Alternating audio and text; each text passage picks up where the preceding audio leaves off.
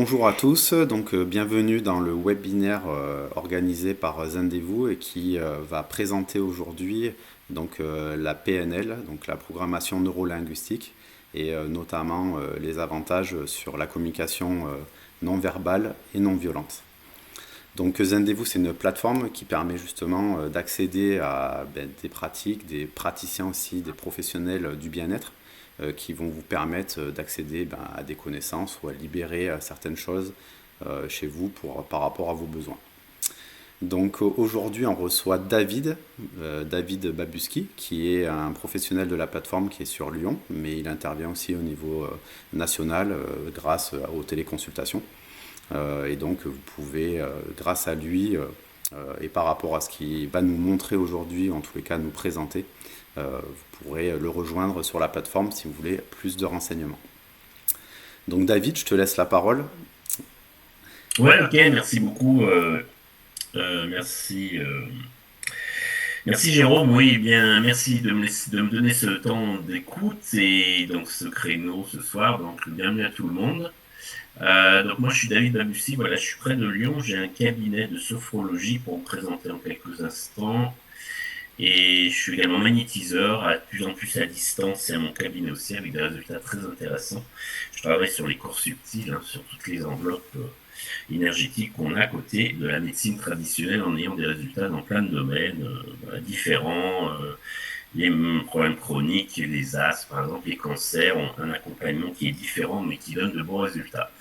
Voilà, et puis je suis praticien en programmation neurolinguistique. Le sujet de notre soirée, bien sûr, donc je fais des formations PNL sur des soirées, sur des week-ends. Donc si ça vous intéresse, revenez vers moi.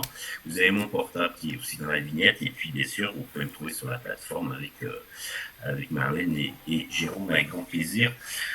Puisque j'étais un des premiers inscrits dans cette jolie aventure. Voilà, donc alors la programmation neurolinguistique, c'est très vaste.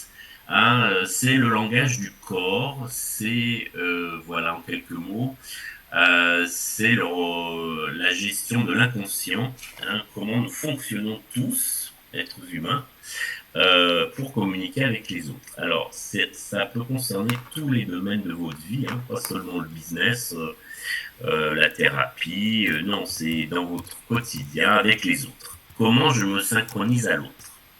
C'est un sujet qui est quand même très vaste. Donc, ce que je vous propose, c'est de vous donner le nombre d'éléments le plus important que j'ai en ma possession en tant que praticien et en tant que expérience de PNL.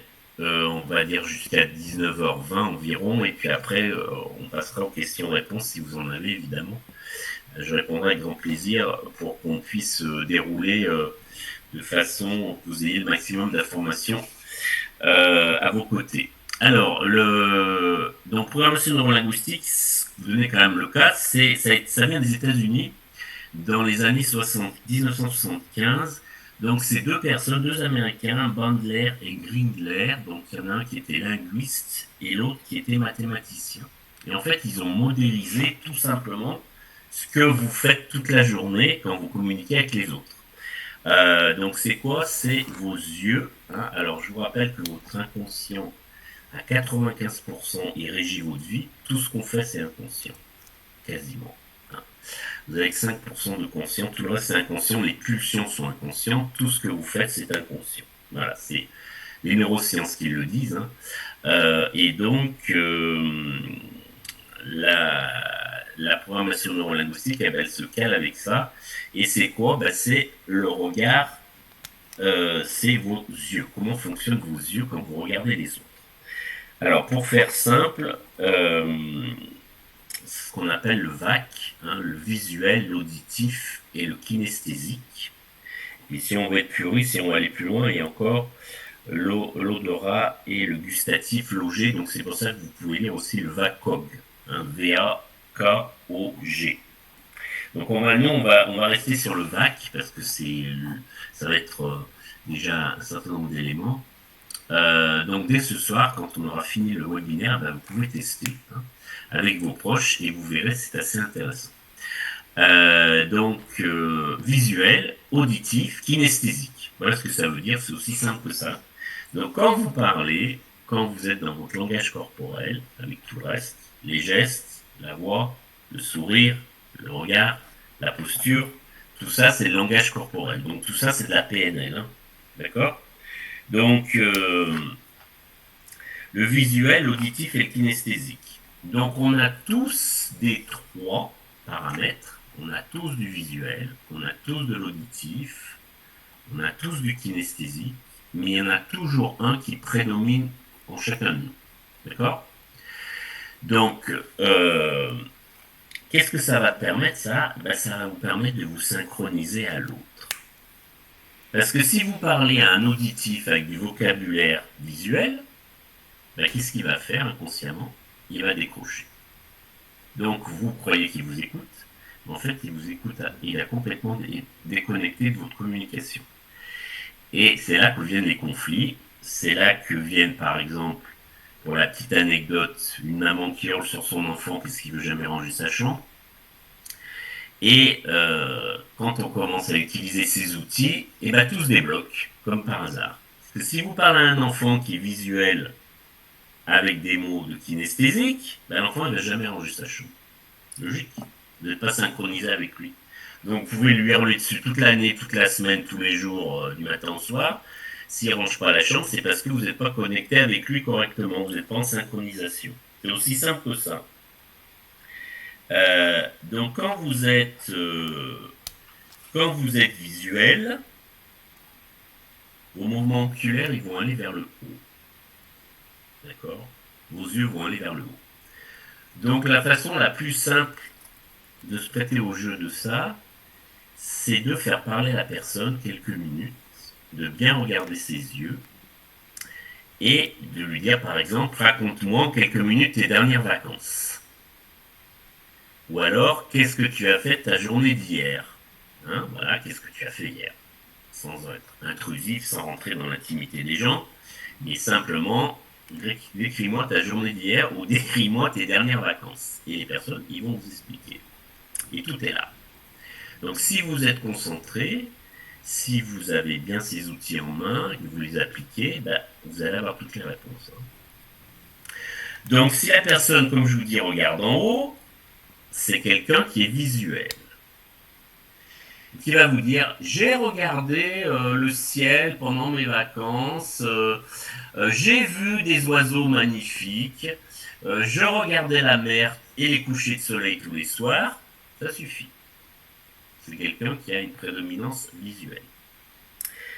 Si on prend encore l'exemple des vacances, et que c'est quelqu'un d'auditif, donc les yeux vont rester au centre. Ni en haut, ni en bas, ni à gauche, ni à droite. Donc évidemment, si la personne a des lunettes de soleil, quand elle vous explique ça, vous lui dites enlevez les lunettes de soleil, parce que vous allez vous faire avoir, évidemment. C'est un petit truc, mais l'autre fois on m'a sorti, on m'a dit moi je mettrai des lunettes de soleil, comme ça on ne saura pas qui je suis. Eh oui. Donc il faut enlever les lunettes de soleil, à moins que vous ayez des connexions, que vous soyez médium et que vous voyez à travers les lunettes. Ça c'est autre chose. Mais si vous êtes comme la plupart des gens, donc on reprend, donc auditif, c'est quelqu'un qui va garder ses yeux au milieu. Alors auditif, il va vous dire quoi pendant les vacances? Il va vous dire, tous les jours j'entendais la cloche du village à 7h du matin. Tous les jours, j'entendais des scooters qui passaient à côté de l'hôtel, j'en avais marre, il y avait plein de bruit. Voilà. J'entendais la discothèque, le boum boum jusqu'à 4h du matin, c'était bien ou c'était moins bien. Voilà, on va rester positif et rien dans le négatif. Là, je vous dirai pourquoi ça aussi c'est important. Donc, c'est quelqu'un qui va garder les yeux au milieu. Hein. Donc, il va parler avec du langage auditif, c'est-à-dire qu'il a entendu, il a perçu à l'audition des choses. Donc, ça, c'est le deuxième cas de figure. Que je vous ai dit qu'il y en avait 3. Hein. Visuel, auditif, et on continue, kinesthésique. Alors le kinesthésique, c'est quelqu'un qui aime toucher. Hein. C'est quelqu'un qui est tactile, qui aime bien les massages, par exemple, qui aime bien les odeurs. Le kinesthésique, c'est souvent des cuisiniers. Hein. C'est des gens qui aiment manger, qui aiment goûter, qui aiment toucher les produits, les saveurs. Donc il y a une majorité de kinesthésiques dans les cuisiniers, par exemple. Alors le kinesthésique, quand il va parler, il va regarder vers le bas. Alors on ne dit pas il regarde par terre, parce que quand on a un enfant il regarde par terre, on lui dit t'es mal poli, regarde-moi dans les yeux, hein, t'es mal élevé. Donc regarde-moi en face. Donc le kinesthésique, il va plutôt regarder en bas. Donc qu'est-ce qu'il va vous dire, le kinesthésique? Il va vous dire pendant ses dernières vacances qu'est-ce qu'il a, il a ressenti des choses. Donc il y avait des odeurs magnifiques de vanille. J'ai senti les embruns de la mer. J'ai mangé des fruits exotiques extraordinaires. Voilà. Donc celui-là, il va regarder vers le bas, hein, ce fonctionnement-là. Donc il va être plutôt dans les ressentis, comme je vous dis, dans le toucher, dans les odeurs, dans les caresses. J'ai eu un super massage par une gaïcha, c'était extraordinaire. Donc celui-là, il est kinesthésique à 70%. Hein. Donc je vous ai dit tout à l'heure, on a des 3, toujours, on a tous des 3 modèles, mais il y en a un qui prédomine environ entre 60 et 70%. Donc ça va vous servir quoi? Parce que moi, j'ai bien vous donner du pratique. Ça va vous servir à quoi, ça? Eh bien, ça va vous servir à vous synchroniser à l'autre par rapport à son fonctionnement. Comme je vous disais tout à l'heure avec l'enfant, si vous parlez à un kinesthésique avec du vocabulaire visuel, bah, évidemment qu'il va rien écouter. Hein. Il va vous faire, s'il est bien élevé, bah, il va vous écouter. Mais l'inconscient est complètement décroché. Et comme 95% de votre inconscient gère votre vie, eh ben, ça va être, vous allez être complètement à côté de la plaque. Hein. Voilà. Enfin, en parlant de façon cash, mais c'est la réalité. Donc, ce qu'il va falloir mettre en place, c'est que le vocabulaire que vous allez utiliser, eh ben, il faut l'adapter aussi simple que ça à son interlocuteur. Si c'est un visuel, en l'ayant fait parler, vous avez vu qu'il regarde beaucoup vers le haut, eh ben, vous allez utiliser du vocabulaire de visuel. J'ai vu, j'ai regardé, la vision, tout ce qui tourne autour du visuel. Il faut utiliser des mots qui sont visuels pour qu'ils s'accrochent à vous et que vous soyez en connexion au maximal. Si c'est un auditif, et bien évidemment, vous allez utiliser des mots qui se tournent vers l'auditif. Hein, donc, j'ai entendu, on m'a dit que, pourquoi on t'a pas dit ça, et pourquoi on a dit ça, et la sonnette de la porte, je l'ai entendue à telle heure. Donc, il faut utiliser des mots qui se réfèrent à l'auditif. Troisième cas de figure, le kinesthésique. Donc le kinesthésique, il va falloir utiliser des mots qui tournent tout autour des sensations, des ressentis. J'ai senti que, j'ai ressenti du froid, du chaud, le toucher, tout ce qui est touché, hein, le toucher du massage, c'était extraordinaire. Donc ça va être quelqu'un qui va fonctionner avec du kinesthésique et vous allez adapter votre vocabulaire en fonction de ces points-là. Tout est là, hein. La différence, elle est toute là. Hein. C'est là, on va dire, le déclic et la connexion avec l'autre. Si vous ratez ça, eh bien, évidemment, ça va être plus compliqué pour attraper les choses ou pour pouvoir communiquer de façon optimale avec la personne, on est d'accord. Donc, ce qui est important aussi, c'est quand vous parlez avec les personnes, c'est de garder toujours en tête d'avoir un vocabulaire positif. Parce que si vous utilisez des mots négatifs, le cerveau il va mémoriser, l'inconscient va ne mémoriser que la négative. Et ça va couper votre communication. Donc essayez au maximum, quand vous échangez avec les personnes, de rester dans un vocabulaire positif. Hein. Évitez les pas, non, tout ce qui est relatif à la négative, parce que ça va être compliqué d'avoir une communication qui soit fluide. C'est surtout ça. Hein. Donc la PNL, c'est une représentation de référence, d'image, évidemment, et donc d'inconscient. Hein. Donc la voix, alors je vous disais aussi, Donc ça, c'est très important. Le visuel, l'auditif, le kinesthésique. Et puis, vous avez votre langage corporel, la communication non verbale, non violente. C'est pour ça que je vous ai le pas à éviter, tout ce qui est négatif. Et puis, c'est tout votre langage corporel qui va s'adapter à ça, au VAC. Donc, ce sont, comme je vous disais, la voix, le volume de la voix. Hein. Si quelqu'un vous parle tout doucement, si vous commencez à hurler, la personne va prendre peur et va se sauver, elle va rien écouter. Hein. Donc c'est pour ça. Donc adaptez votre débit et le volume de la voix en fonction de la personne en face. La gestuelle, c'est pareil. Si c'est quelqu'un qui est kinesthésique, si vous le touchez, il va aimer. Mais si c'est quelqu'un qui est visuel, il va avoir d'être touché. Hein. Donc si vous le touchez et qu'il est visuel, il va se reculer. Donc ça, c'est très important aussi.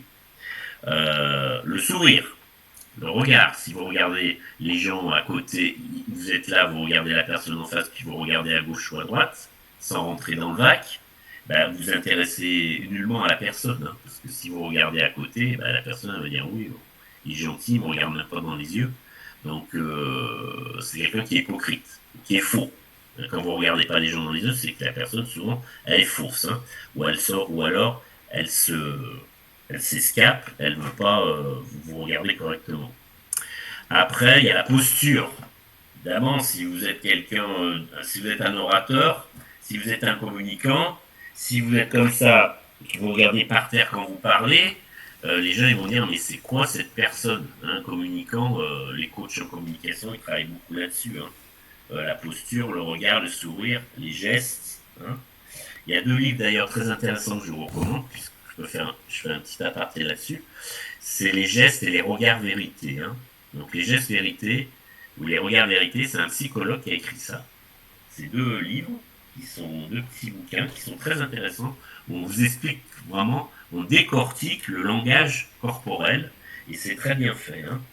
Les gestes vérités, ouais, c'est ça, je me trompe parce que je l'ai sur ma bibliothèque, ou les regards vérités, ouais, c'est ça. Voilà donc pour comment pouvoir communiquer de façon très optimale et se synchroniser à l'autre. Alors, je vous ai dit, hein, bien penser que vous avez des 3, hein. Vous n'avez jamais qu'un seul. Hein. Donc, du visuel, du kinesthésique et de l'auditif. Voilà. Alors, ce qui est très important aussi, et qu'on ne fait quasiment jamais tous, c'est la reformulation. Alors, la reformulation, c'est quoi? C'est est-ce que j'ai compris ce que l'autre m'a dit? Si je vous pose une question, si je suis en communication avec quelqu'un, je suis dans un échange client-thérapeute, par exemple, vous interrogez votre patient, votre consultant, parce que comme on n'est pas médecin, il faut faire attention à chaque mot. Donc, si vous avez votre consultant, votre consultante, et vous lui dites comment vous sentez-vous aujourd'hui? Question ouverte. Alors, essayez aussi, dans la majorité des cas, de faire des questions ouvertes. Hein. Parce que si vous faites des questions fermées, qu'est-ce qui va se passer? Vous allez vous faire piéger.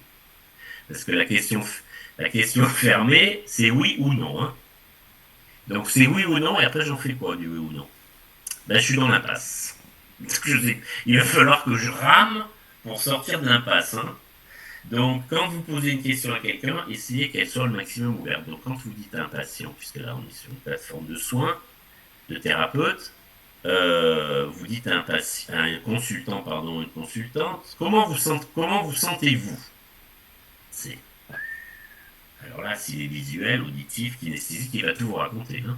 S'il est en confiance avec son thérapeute, il va être aux anges et il va vous raconter ce qui se passe. Donc il peut vous dire plein de choses, évidemment. Et s'il vous dit, depuis hier j'ai mal au dos, depuis notre dernière séance j'ai pris des maux de tête, tout ça, et vous continuez, vous dites, bon ok, allez, on va faire notre séance. La personne, elle va plus vous écouter. Pourquoi? Parce que vous n'aurez pas reformulé. Reformuler, c'est est-ce que j'ai bien compris que depuis quelques jours, vous avez des maux de tête? Ça va faire quoi, ça? Eh bien, ça va aider à l'écoute. Ça veut dire que votre interlocuteur en face, votre consultant, il voit que vous l'écoutez. Et ça va améliorer, évidemment, de façon très conséquente, la communication. Ça permet aussi de se resynchroniser ou de se synchroniser. Parce que si vous écoutez bien, vous reformulez, déjà, vous allez être mieux en communication avec la personne. Et puis ça fait quoi? Ça fluidifie la communication, la reformulation. Parce que ça veut dire que vous avez interrogé la personne et que vous avez bien compris son message et sa demande. Alors ça peut être dans tous les domaines de votre vie, encore une fois, avec vos enfants, avec votre conjoint, votre conjointe, avec vos amis. Est-ce que j'ai bien compris que tu m'as dit que tu voulais qu'on parte en Italie et qu'il y a 3 minutes avant, elle vous a dit j'aurais bien aimé aller à Rome. Ah oui, c'est en Italie. Mais c'est quoi ça? Tout est là en fait. Ça veut dire que vous écoutez bien ce que vous dit votre interlocuteur. Alors, il faut que ça devienne des automatismes, comme le VAC, le visuel auditif kinesthésique. Il faut que ça devienne des automatismes quand vous rencontrez la personne. Donc ça fait partie. La reformulation fait aussi partie, évidemment, de la communication non verbale, enfin de la reformulation. C'est hyper important. Qu'est-ce que ça permet aussi, tout ça? Ça permet que la personne elle soit considérée. Parce que si votre interlocuteur vous faites que parler et puis vous travaillez pas sur la reformulation, ça veut dire que je m'intéresse pas à la personne. Donc ça fait quoi aussi? Ça redonne la balle à l'autre, comme on dit. Quand on joue au tennis, on redonne l'échange. Donc la personne, elle va faire quoi? Elle va mieux vous écouter. Elle va mieux s'intéresser à vous, et ce que vous dites et ce que vous faites, et vous serez plus dans un échange de partage, évidemment. Donc ça, ça se rajoute au visuel, auditif, kinesthésique, comme je vous ai dit. Donc le langage corporel, je vous redis, je vous résume, ou je vous redonne les éléments si vous avez je vais un peu vite. Donc la posture, la gestuelle, la posture globale, comment je suis dans l'espace, je ne me colle pas à l'autre, et après je vais vous expliquer aussi ça.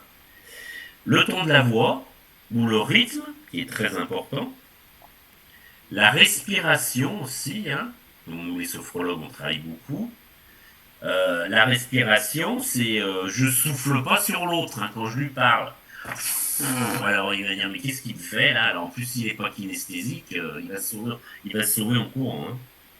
Les valeurs, alors les valeurs il y en a plus de 40. Et des fois c'est bien de les redonner parce que il y a beaucoup de personnes qui n'ont plus de valeurs. Les valeurs c'est quoi? Tout simplement la politesse, le respect, l'écoute, l'empathie. J'essaye de comprendre ce que veut l'autre. C'est ça l'empathie. J'essaye de comprendre ce qu'il me dit. Et on continue, il y en a plus de 40. Et les valeurs, donc l'intérêt vis-à-vis de l'autre, et la reformulation, comme je viens de vous dire. Ça, c'est la base de tout ce qu'on vient d'expliquer.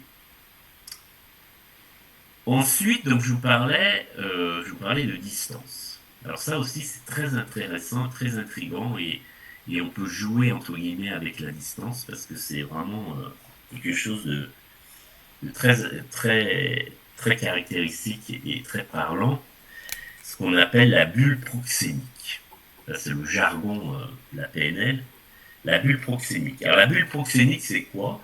C'est la distance entre les personnes et les contacts entre les gens. Donc, la distance de sécurité, c'est quoi? C'est 1 mètre. Donc ça, c'est la distance de sécurité. C'est-à-dire 1 mètre, j'évite de rentrer dans l'espace de l'autre. Alors évidemment, dans des circonstances différentes, on est d'accord qu'on va être plus proche. Mais là, si on est dans la PNL, la communication avec des gens, par exemple, qu'on n'a jamais vu, 1 mètre de distance, c'est la distance de sécurité. Donc c'est le premier face-à-face. Vous avez des livres là-dessus. Tout se joue en moins de 2 minutes. Vous avez peut-être lu.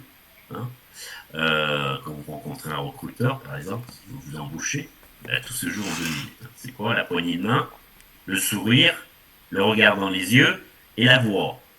Si vous arrivez, vous avez une main mollassonne, vous regardez à droite et votre voix on l'entend à moitié, vous êtes sûr que votre candidature, à 90%, elle va passer à la trappe. Hein. Donc, il faut maîtriser ses émotions, évidemment.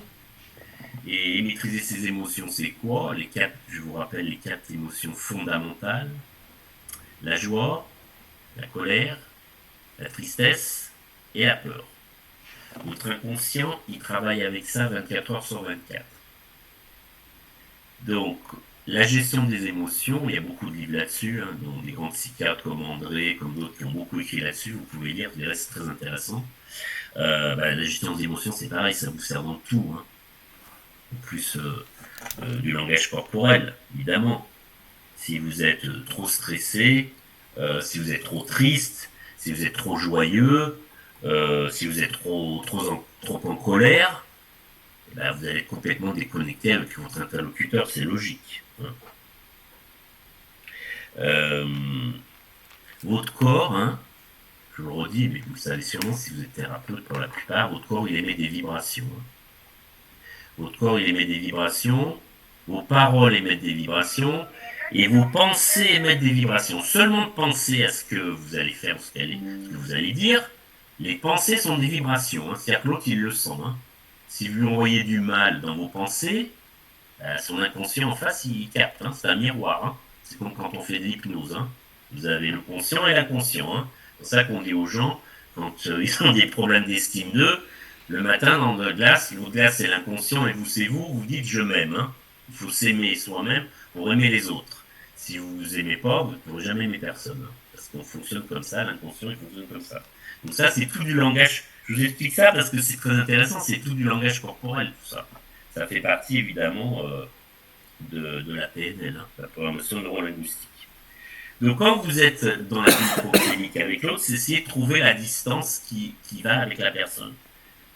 Quelque chose de basique, mais qui est très important aussi, je pense que vous avez peut-être la notion, c'est comment communiquer avec l'autre, en plus de tout ce que je viens de vous expliquer.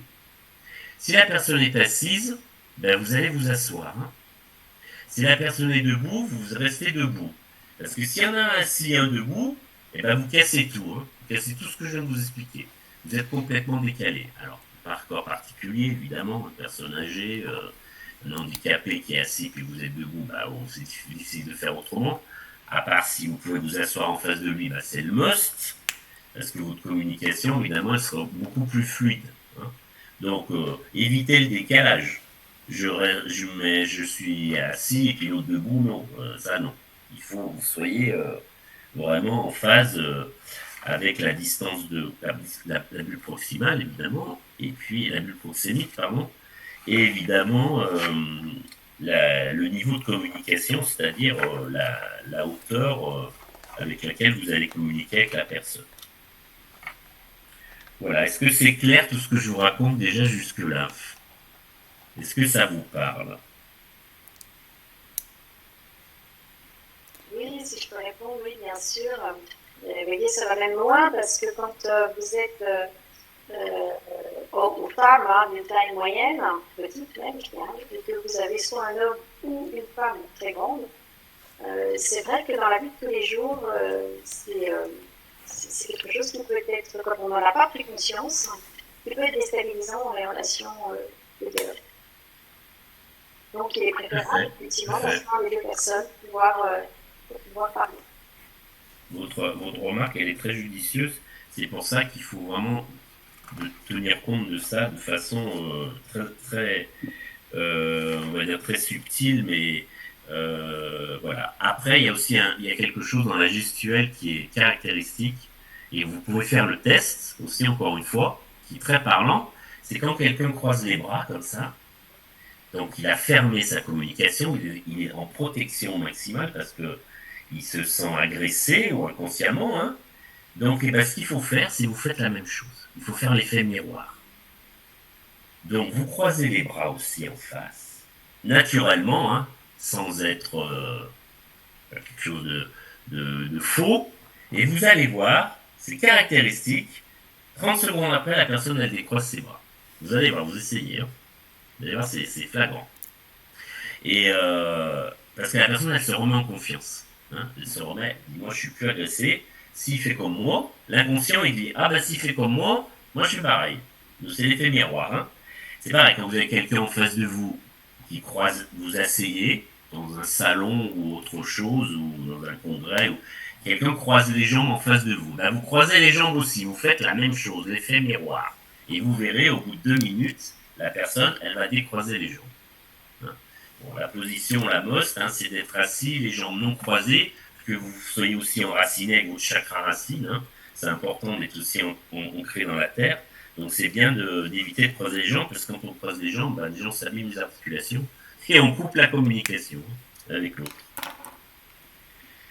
Donc ça, c'est la base de la programmation neurolinguistique. J'espère que vous l'aurez compris, parce que je le rabâche depuis le début. Après, le métamodèle, c'est quoi? Puisque je dis c'est une modélisation, hein, ce qu'on a fait dans les années 75, c'est 2 personnes, 2 Américains.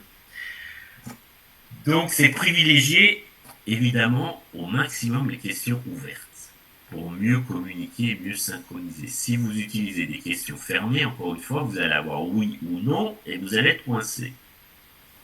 Alors, il faut évidemment utiliser des oui et des non, mais dans la majorité des cas, essayez de poser des questions ouvertes. Comment vous sentez-vous? Qu'est-ce que je peux faire pour vous? Comment avez-vous ressenti nos dernières séances? Puisque là, on est sur la thérapie, par exemple, dans le sujet. Donc, vous voyez, c'est ouvert. Hein. Donc, la personne, elle va se livrer et elle va vous expliquer qu'est-ce qu'elle a ressenti, comment c'est passé, qu'est-ce qu'elle a à vous dire. Hein. Donc, limitez au maximum les questions fermées. Et oui, allez-y, oui. Je suis partie du fait, je m'excuse, il y a une coupure de batterie. Ah, d'accord. Et donc, les questions ouvertes, c'est primordial. Hein. Donc ça, c'est aussi très important quand vous êtes en synchronicité avec l'autre. Donc quand vous êtes, comme je vous disais, la respiration aussi c'est très important. Donc quand vous êtes en synchronicité ou quand vous avez quelqu'un en face par exemple qui est en colère, ben, vous ne mettez pas en colère, hein, parce que vous allez complètement bloquer la communication évidemment. Il faut essayer de rester dans des émotions de calme, hein, de sérénité, et puis vous verrez que ça va se déballonner petit à petit. Hein. Mais en essayant encore. Bonsoir le chat, il est très beau. Et donc, vous savez que les chats sont des connexions divines. Hein. Donc, quand ils viennent, c'est qu'ils sentent des choses, des bonnes énergies ce soir. Nous sommes bien accompagnés avec Maïté et le chat. Voilà, donc du coup, voilà, quand quelqu'un est en colère, ce que je vous disais, hein, en PNL aussi, dans le langage corporel, quand quelqu'un est en colère, essayez de déballonner les choses. Donc, ne vous restez dans la sérénité, dans le zen, même si on vous agresse. Hein, et si on vous agresse, si vous agressez aussi, ça va monter. Hein, ça monte, et après, on n'a plus de notion de ce qui va se passer. Hein, ça peut se finir parfois de façon compliquée. Hein. Donc, essayez de comprendre l'autre déjà quand il se met en colère. Pourquoi vous vous mettez en colère? Question ouverte. Donc, déjà, vous allez vous synchroniser à l'autre. Il va voir que vous l'écoutez, et il va vous donner la réponse. À part que c'est vraiment une tête de mioche et qui veut être dans le conflit. Mais bon, ça aussi, ça peut arriver. Mais quand même, en général, on s'aperçoit que quand on demande aux gens pourquoi vous êtes en colère, comment je peux vous aider, ben vous allez voir, ça va se déballonner. Hein. C'est assez efficace.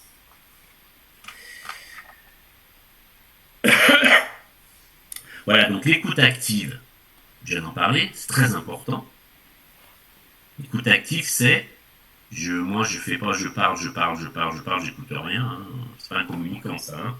L'écoute active, c'est-à-dire j'écoute la personne pour comprendre ce qu'il veut me dire et comprendre ce qu'il veut. C'est ça l'écoute active. Reformulation, j'espère que vous avez bien compris. Je reformule ce que la personne m'a dit. Question ouverte au maximum, comprendre la personne dans son environnement, dans sa posture, dans son langage corporel, et puis l'empathie.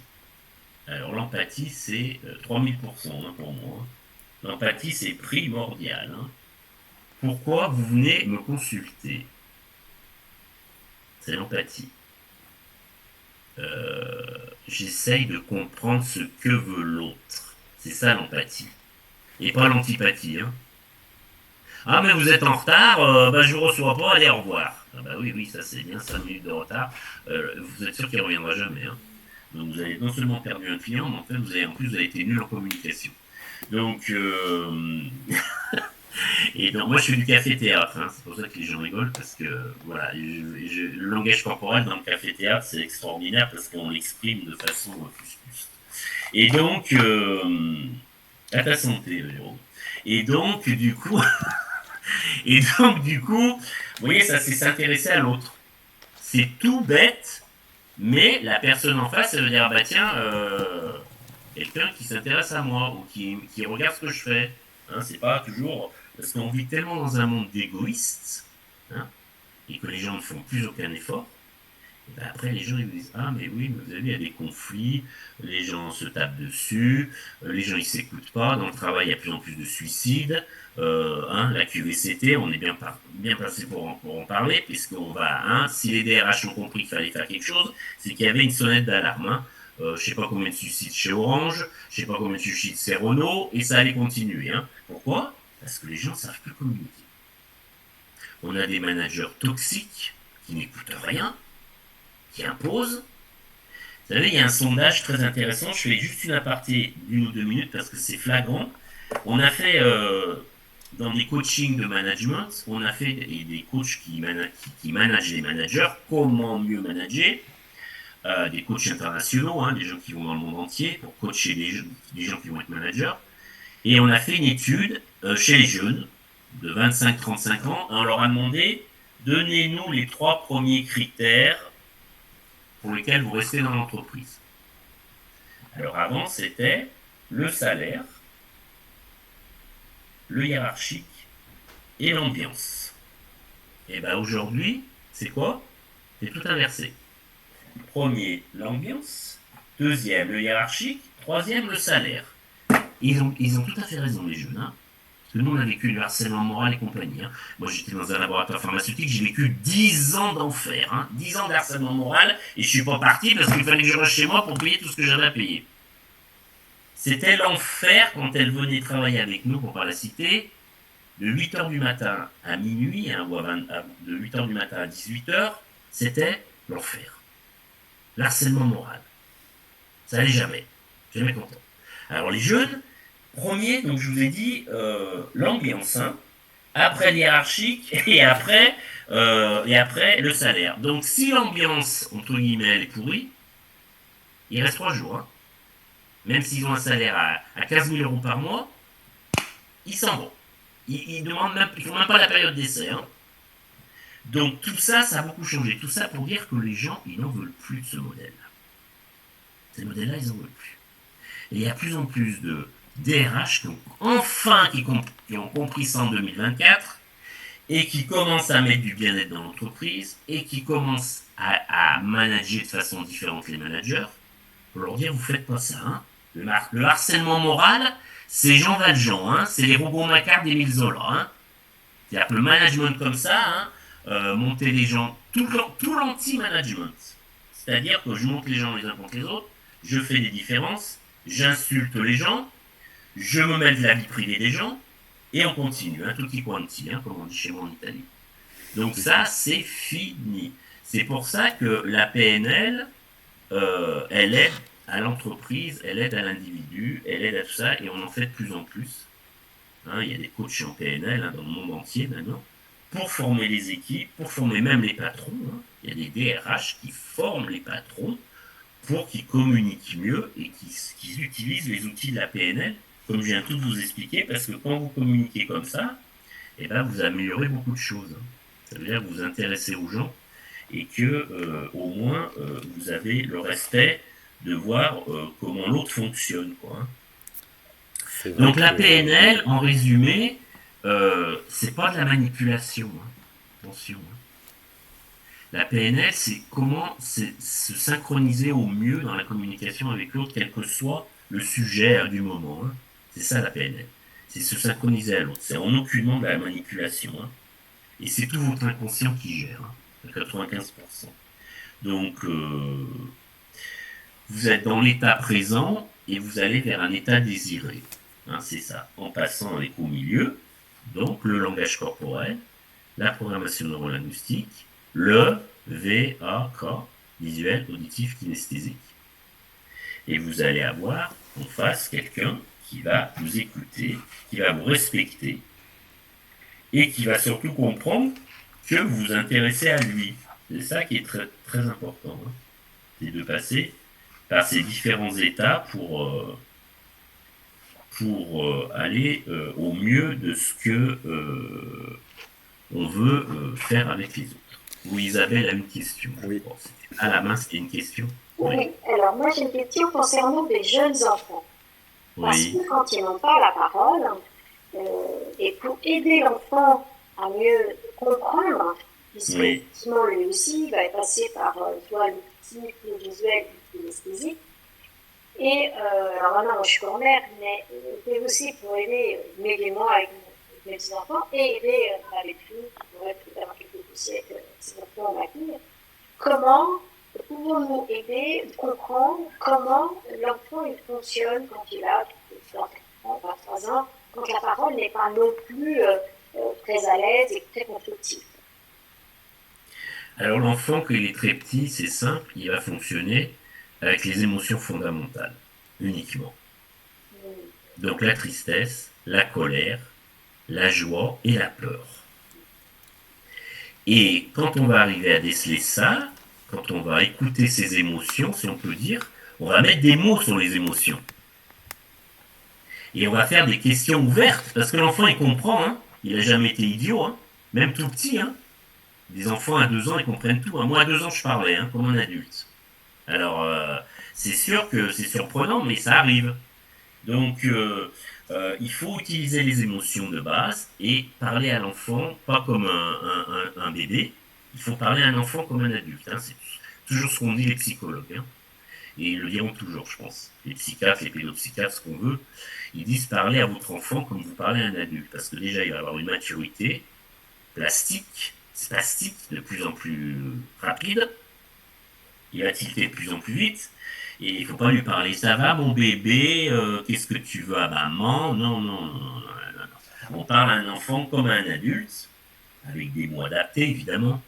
Hein, pas lui parler de sexualité ou je sais pas quoi, on est d'accord. Mais bon, je veux dire, voilà, on va lui parler avec des mots simples, mais on va essayer de comprendre ses émotions et on va mettre des questions ouvertes sur ses émotions. Pourquoi tu as peur, par exemple? C'est très puissant ça. C'est 3 mots, hein. 4 mots, mais c'est très puissant. Et l'enfant, soit il va vous exprimer, il va essayer de parler, parce qu'il a entendu les parents parler, tout ça, ou le monde, s'il est ouvert au monde, il va entendre des mots et utiliser. Et s'il est non encore dans la parole, eh ben, il va exprimer ses émotions par le corps, par le langage du corps. Pourquoi j'ai peur? Parce que y a une guêpe qui est sur mon pied, par exemple. Il va vous montrer le pied. Hein, voilà. Il a peur d'être piqué, en France, c'est normal. Il réagit. Il a ses stimuli. Hein. Son cerveau, il fonctionne bien. Donc voilà, je pense qu'il faut, si ça répond à ta question, si on se tutoie, il faut vraiment utiliser. Bien sûr, ça sert à tout le monde, ça, évidemment. Bien sûr, ceux qui est mamie ou papy ou... Oui, puis les choses évoluent, hein. On ne réagit pas tout à fait de la même manière. Quand moi j'ai mes enfants, on a des connaissances que je n'avais pas, peut-être que j'étais plus jeune. Donc... Oui, puis nous, on est des générations où nos parents, on leur avait jamais appris ça. Hein. La PNL, c'est 1975. Hein. Donc, nos parents qui sont nés dans les années 30, par exemple, bon, les pauvres pères leur âme, ils sont partis, mais ils n'ont jamais utilisé ça. Donc c'était soit tais-toi, mange et va te coucher, hein, voilà, donc c'est très formateur, soit tais-toi, tu vas recevoir une calotte, tu vas t'en recevoir encore une. Hein, et puis quand ils s'embrassaient dans la bouche à 18 ans, on va leur mettre une baffe parce qu'il fallait pas qu'ils fassent ça devant les gens, dans la rue. Hein, ils n'avaient même pas le droit de s'embrasser dans la rue à 18 ans parce que c'est leur éducation. Donc ça, c'est fini, hein, c'est sûr que c'est fini. Alors, on n'est pas là non plus. On évite aussi de faire des enfants complètement, on va dire, irresponsables. Mais je pense que les émotions, c'est pour ça qu'on parle de plus en plus des émotions, et la gestion des émotions, hein, ça que les psychiatres ont écrit des livres là-dessus, parce que tout est là pour l'enfant. Tout est là. Et encore plus pour les enfants neuroatypiques. Oui, exactement. Parce que moi, je suis spécialisée dedans, donc du coup... Voilà, messieurs, dames, il est 19h23. Jérôme, j'ai essayé de tenir mon timing, donc parce qu'on peut encore en discuter des heures, c'est passionnant. Et s'il y a des questions, et ben voilà, elles sont les bienvenues, ou des remarques, ou des échanges, avec plaisir. Je te remercie pour la présentation. Ouais, du coup, c'est enrichissant. Du coup, on comprend bien que la communication, c'est un axe fondamental.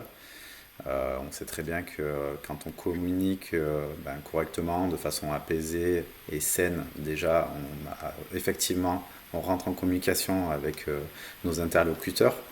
Mais là, tu nous as donné des clés qui sont importantes sur la lecture des personnes et de la manière dont ils peuvent recevoir en fait la communication. Et effectivement, le modèle visuel, auditif et kinesthésique est intéressant et demande sûrement beaucoup d'expérience aussi pour lire le mouvement des yeux, etc. Et qui, je suis sûr, nous servira dans le travail en fait. Et puis dans la vie de tous les jours. Alors moi j'avais une autre question, parce que voilà, j'ai travaillé sur un autre sujet, et en fin de compte, j'ai appris aussi que il y avait 4 personnalités où on est équivalent 25-25-25% dans chaque.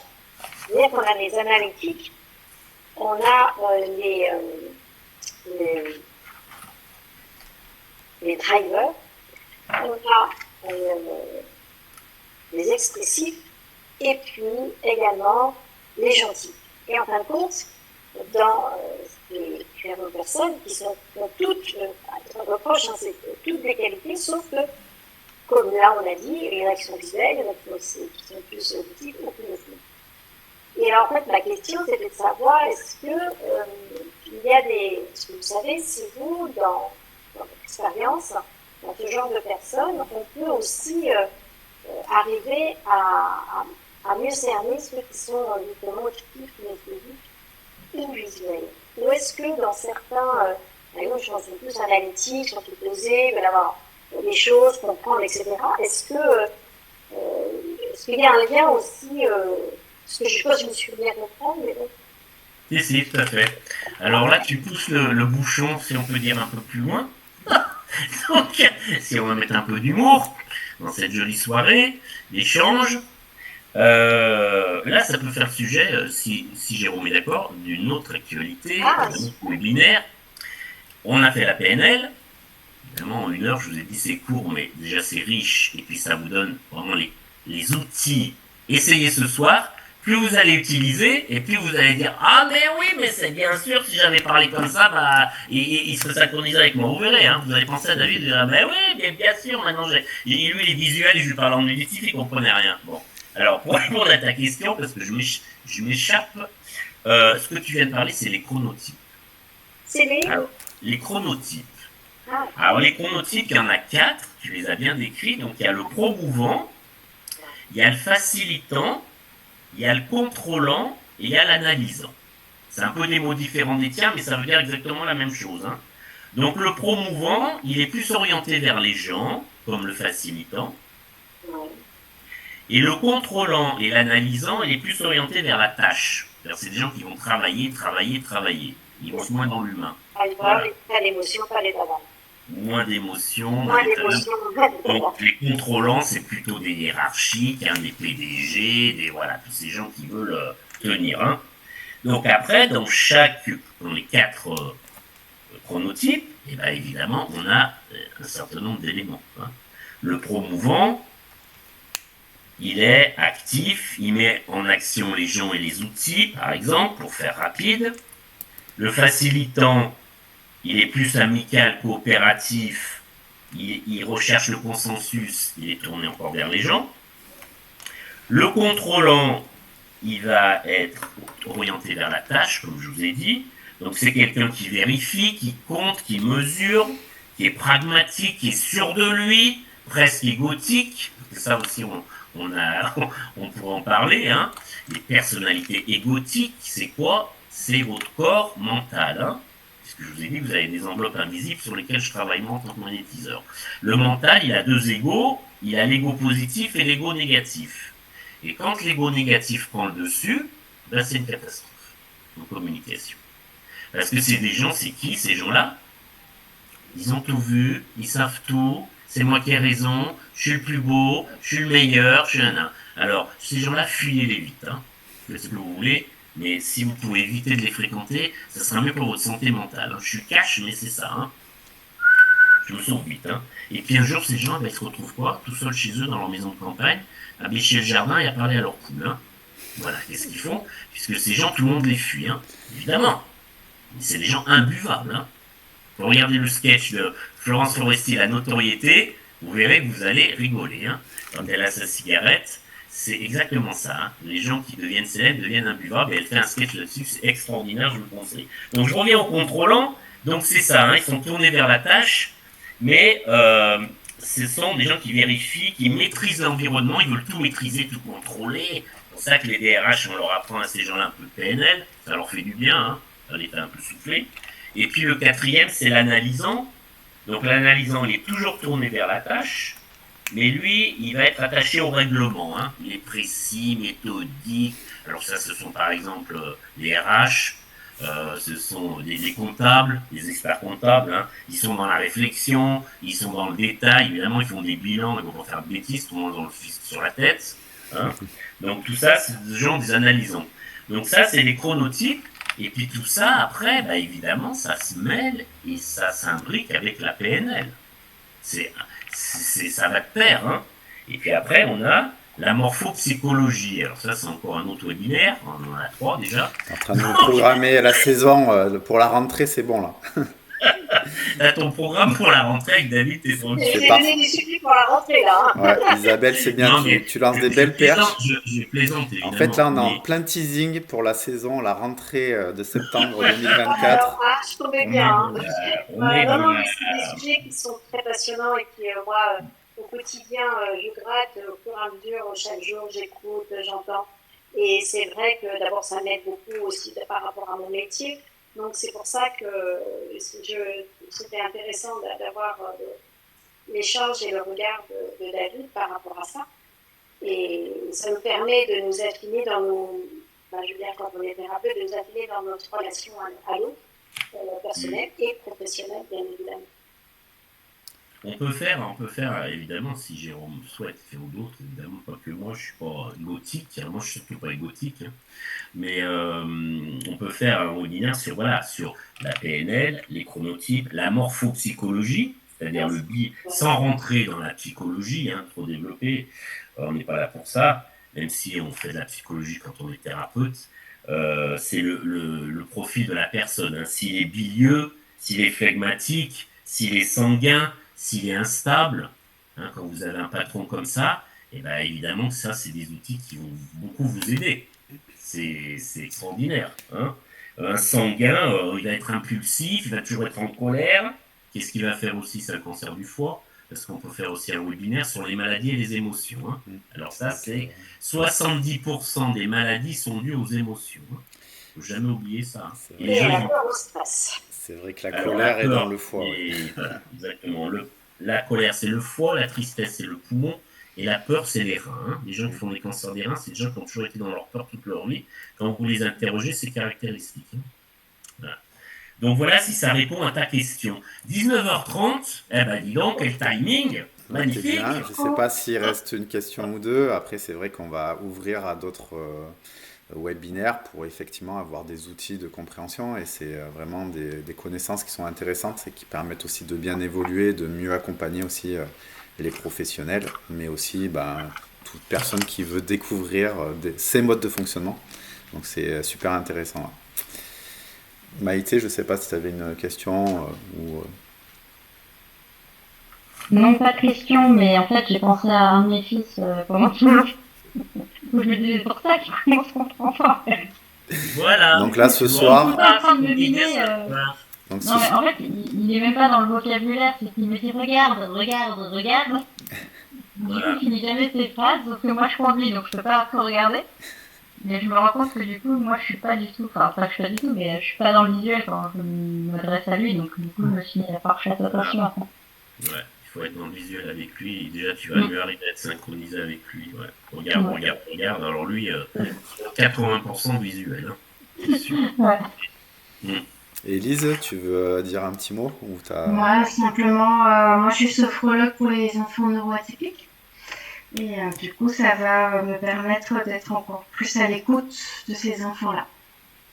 Et essayer de me synchroniser avec eux, qui n'est pas toujours simple. Voilà. Très bien, vous avez des outils, c'était le but de notre rencontre. Oui, avoir des outils, puis de toute façon, ça demande de l'expérimentation. Effectivement, il faut être attentif à ça, et après, ça devient ensuite un outil facile d'utilisation. C'est bon, j'ai bien regardé la caméra, je suis resté auditif. Tu valides, David? Ah, faudrait parler un peu plus, mais là, oui, on est dans ce sens-là, je pense. Bon, on se Auditif, racontera une soirée une autre fois. Voilà, on racontera tes dernières vacances et je te dirai, mais oui, à 80%, tu dois être auditif. Moi, je suis un auditif, ouais. Bonne soirée, merci. Très beaucoup. bien. Ben, merci à Merci vous. à vous, merci pour votre présence, merci Merci. pour votre écoute, avec plaisir, et puis un prochain rendez-vous voilà, pour d'autres aventures. Pour et d'autres aventures histoires. sur les webinaires, on enverra le replay et il est disponible sur la chaîne YouTube. Si vous avez aussi des données, voilà, si vous voulez naviguer sur la chaîne YouTube et vous abonner, vous pouvez vous abonner et regarder toutes les professionnels qui sont intervenus et les connaissances qui sont abordées dessus. Voilà, bonne soirée à tout le monde et puis à Bonne très soirée à bientôt tous. sur Bonne Zindelu. soirée. Bonne soirée, merci. Merci Au à revoir. tous de votre présence et belle semaine. Ouais, merci, au revoir.